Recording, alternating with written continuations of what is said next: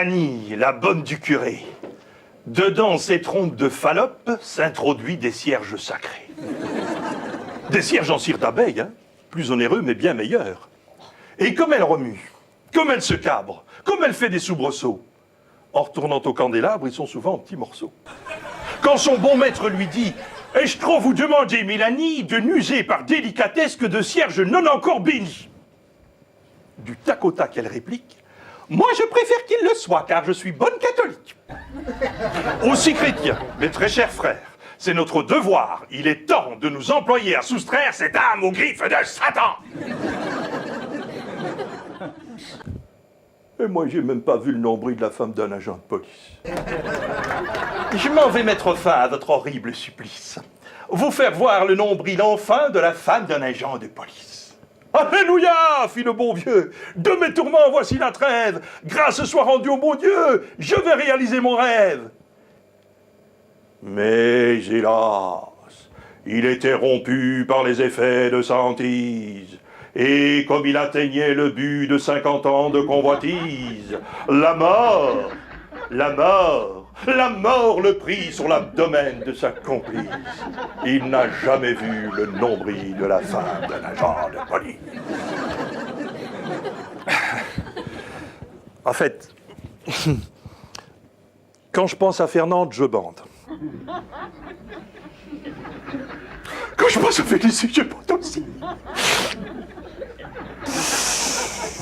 Quand je pense à Léonore, mon Dieu, je bande encore.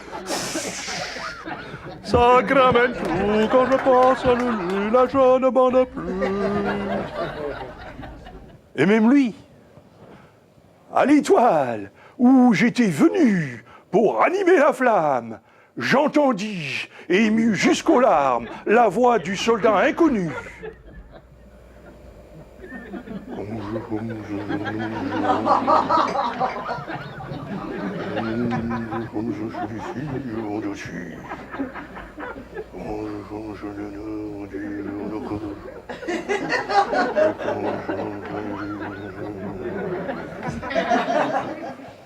La bordaison papa, ça ne se commence pas. L'autre jour, au marché de Brive-la-Gaillarde, à propos de bottes d'oignons, quelques douzaines de gaillards se crêpaient un jour le chignon. À pied, à cheval, en voiture, les gendarmes, mal inspirés, vinrent pour tenter l'aventure d'interrompre les chauffourées. Or, sous tous les cieux sans vergogne, c'est un usage bien établi.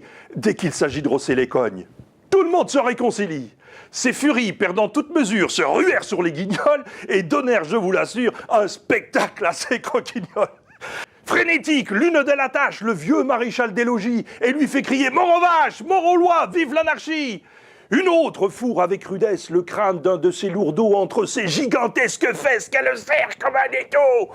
La plus grasse de ses femelles, ouvrant son corsage dilaté, matraque à grands coups de mamelles ceux qui passent à sa portée. Ils tombent. Ces furies, comme outrage ultime en retournant à leurs oignons. Ces furies, à peine si j'ose le dire tellement c'est bas, mais leur aurait même coupé les choses. Par bonheur, il n'en avait pas.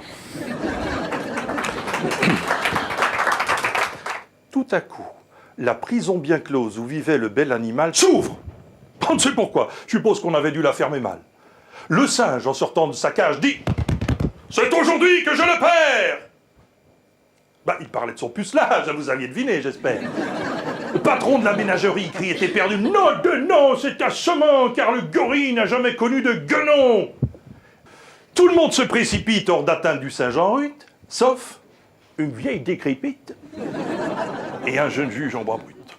« Bah, soupirait la centenaire, qu'on pût encore me désirer, ce serait extraordinaire. Et pour tout dire, inespéré. » Le juge pensait impassible qu'on me prenne pour une guenon, c'est complètement impossible. Lors, au lieu d'opter pour la vieille, comme aurait fait n'importe qui, il saisit le juge à l'oreille et l'entraîna dans un maquis. La suite serait délectable. Malheureusement, je ne peux pas la dire. C'est regrettable, ça nous aurait fait rire un peu. Car le juge, au moment suprême, criait « Maman !» pleurait beaucoup, comme l'homme auquel le jour même, il avait fait trancher le cou. Gare au gorille. Gare aux gorilles. Gare aux gorilles.